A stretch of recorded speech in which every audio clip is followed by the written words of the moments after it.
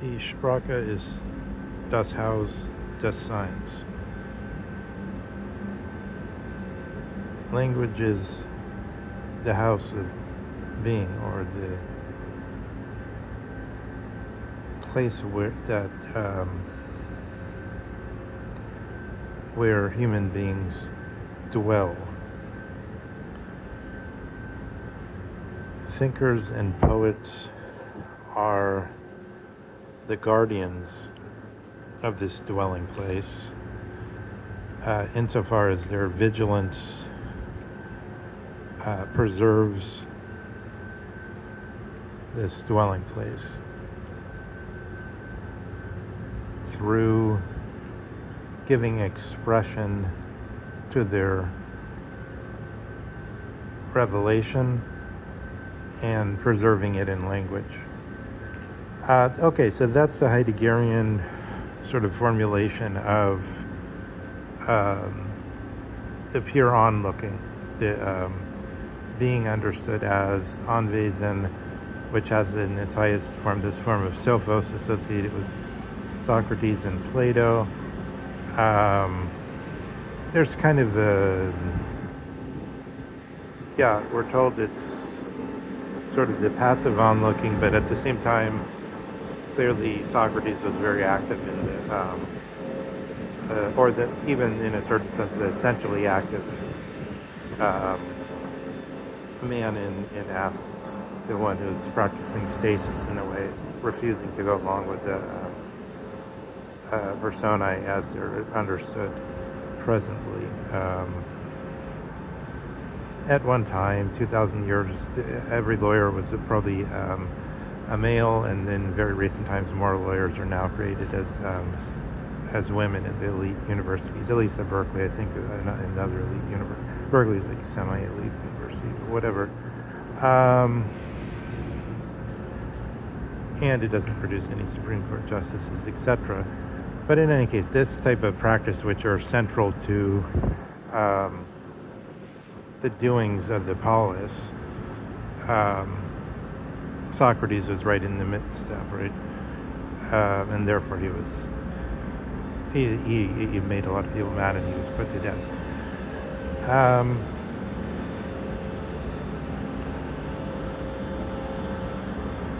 And then Plato with the pure onlooking, the Anwesen, the Sophos, this thing developed by Aristotle too, that being is this which we look upon, and the ideas are the things that we look upon but can't transform, as though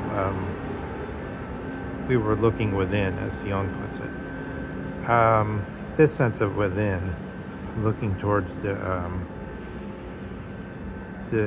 thing that supposedly has no part in becoming. Now look at this. So now let's show it through what's the problem and what are the two directions for Nietzsche and Heidegger, who both, I think maybe Nietzsche had better philological training, but Heidegger had the benefit of a Jesuit's rigor.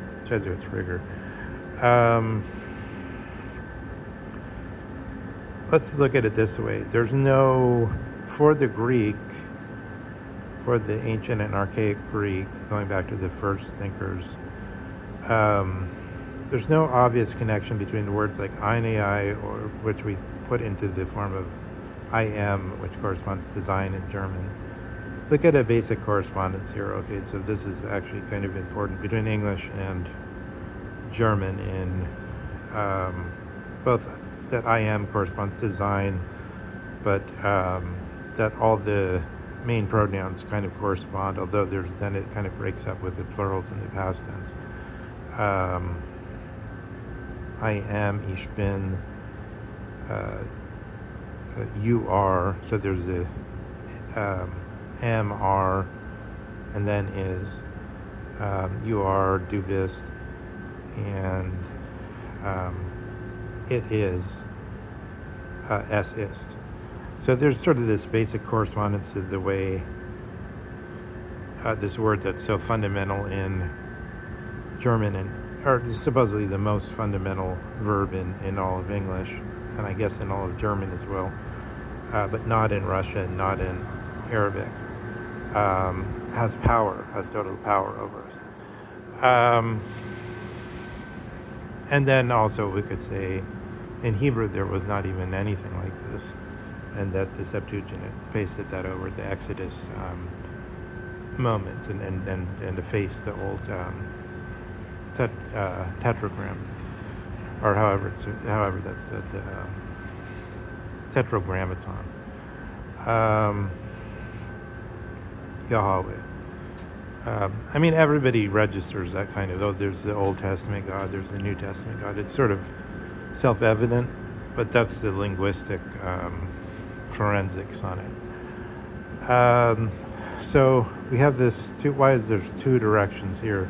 Because when you see there's human beings that are fully human beings that don't have the is, then you realize is a concept. And there can't be, all the questions about truth, for instance, hang on these questions of is.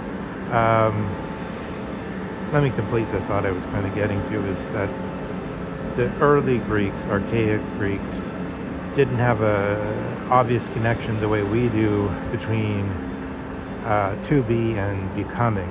To be and becoming are naturally and obviously related for an English speaker.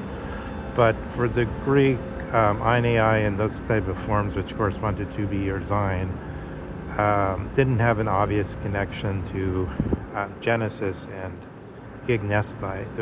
This gignestai is usually translated as becoming. So that there's all kinds of battles opened up with the sophists and with the early Greek thinkers, which had a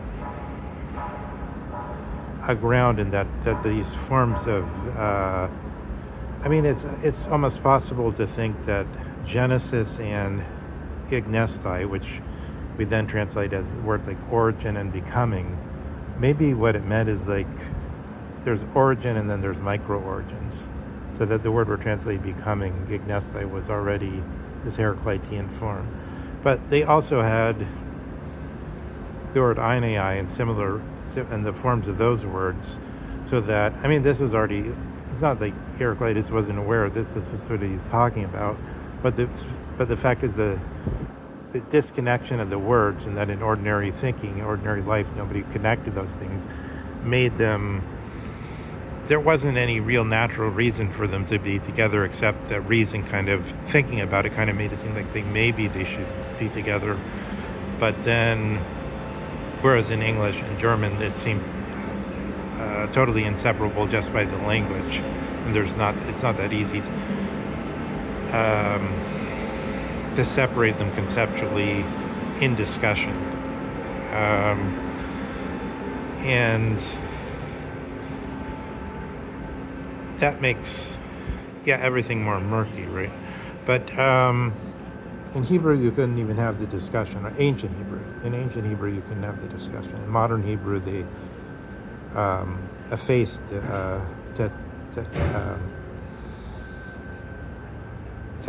tetragram,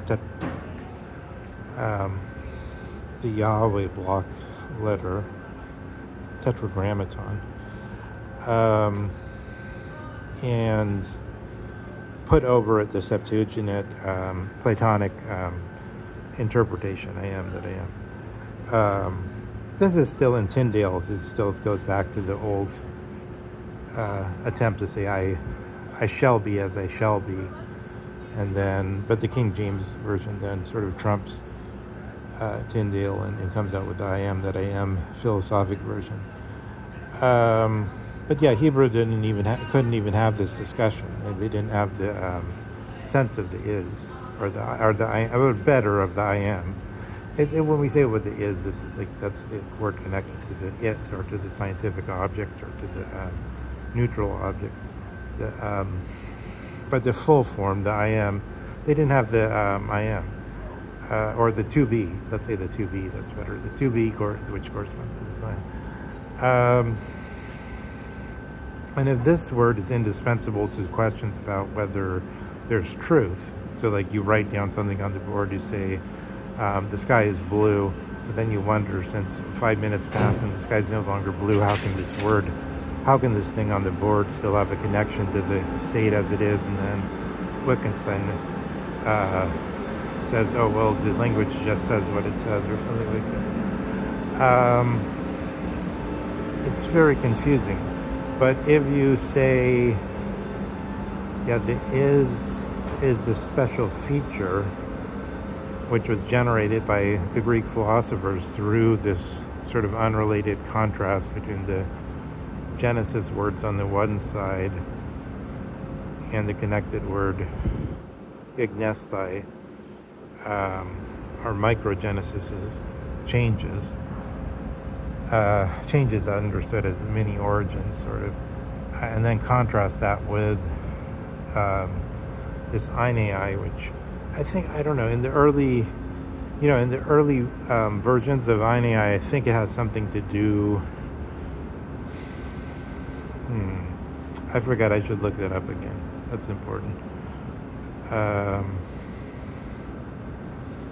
Doesn't it have something to do with some actual practices or something? Of course, when it's connected to uўsία, yeah, that's obvious. It has to do with real estate and with property, or with envys and availability, presence, etc., etc. It's as though availability were being contrasted with genesis, or origin, change. So I guess when you see this sort of, that these things are popping into it, like, yeah, so the ancient Hebrews were perfectly human, advanced people, etc., etc., but they couldn't have that discussion. They just didn't have that and also the Hebrews had coined a word for is, and the Middle Ages to deal with Aristotle also in connection with this, long before the modern Hebrew took over the ancient Hebrew from the Exodus passage. Or something, I don't know. But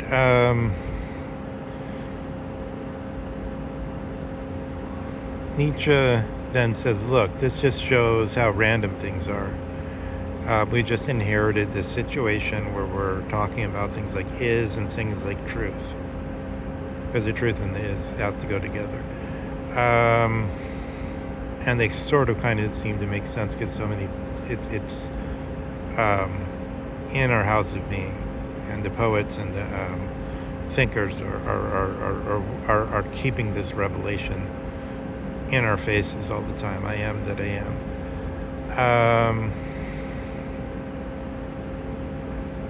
And the various, the mystical use of the number 7 and various things around us are all the time in connection with the most direct questions of law. And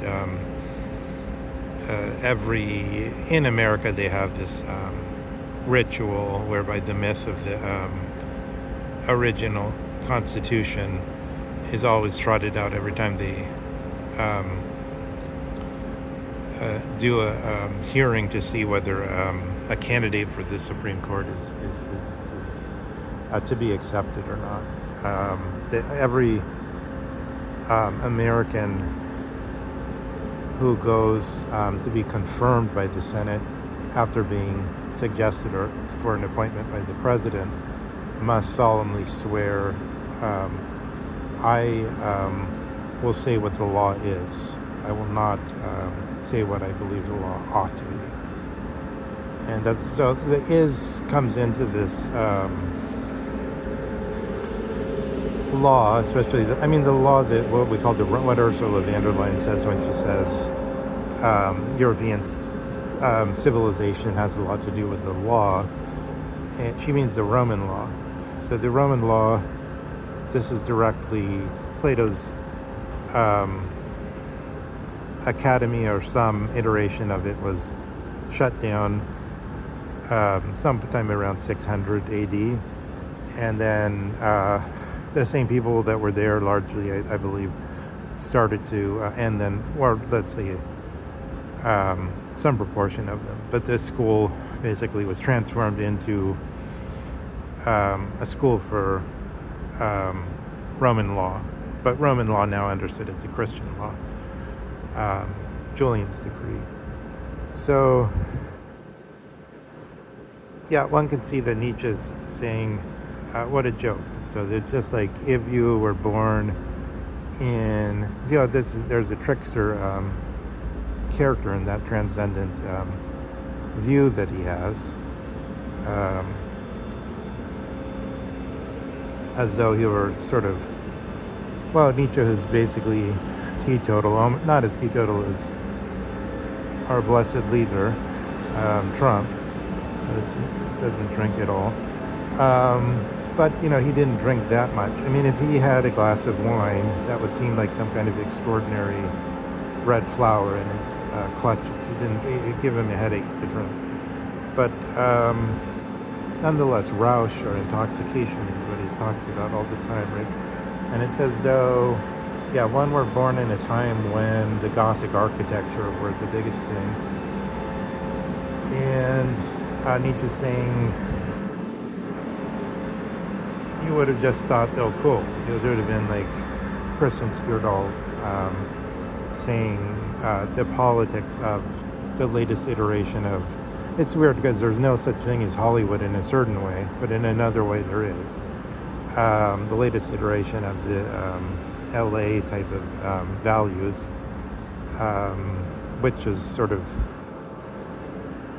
come into prominence, as it were, at a certain moment, just as a certain form of architecture becomes de rigueur or whatever, a heatedness for it's as though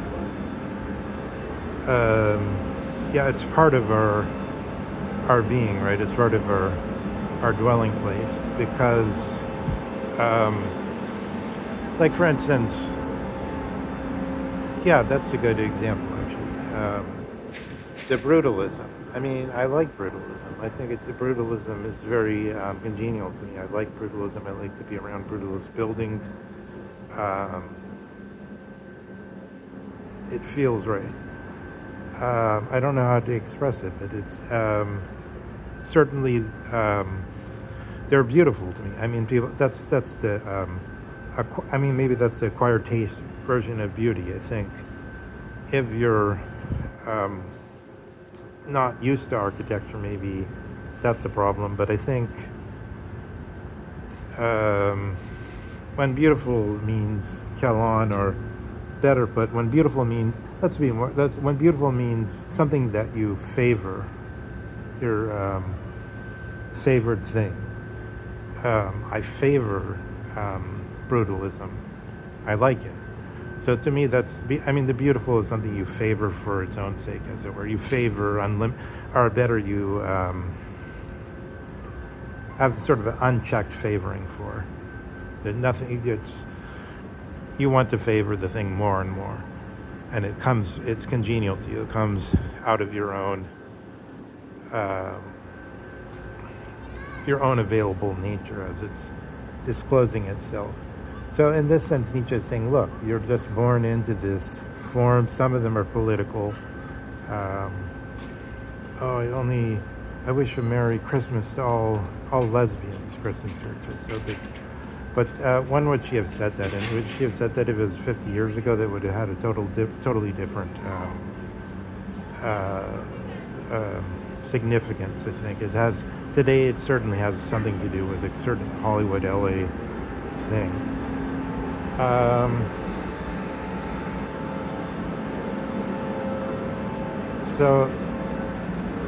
This whole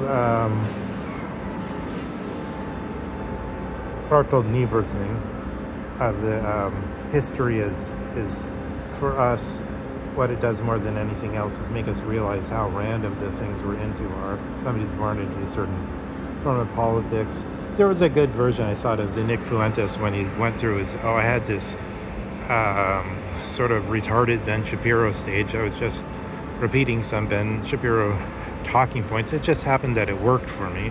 So it's kind of like Nick Fuentes is sort of like, he reminds me of Norm Macdonald, the comedian, and that his sort of, it's just people like to hear him talk.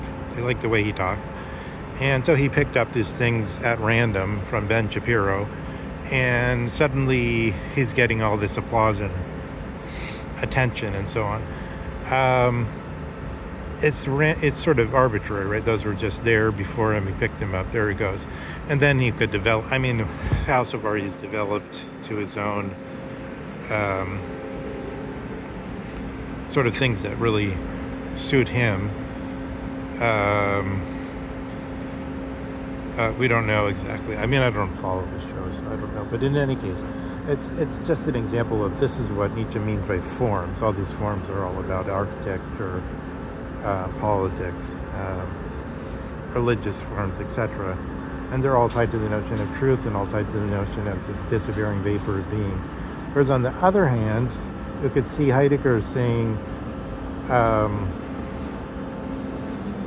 we're still retaining being, we're still dwelling in being, we're still have the thinkers and the poets near being, and then he suggests this other figure of the questioner, which is somehow near to the thinker and the dictator.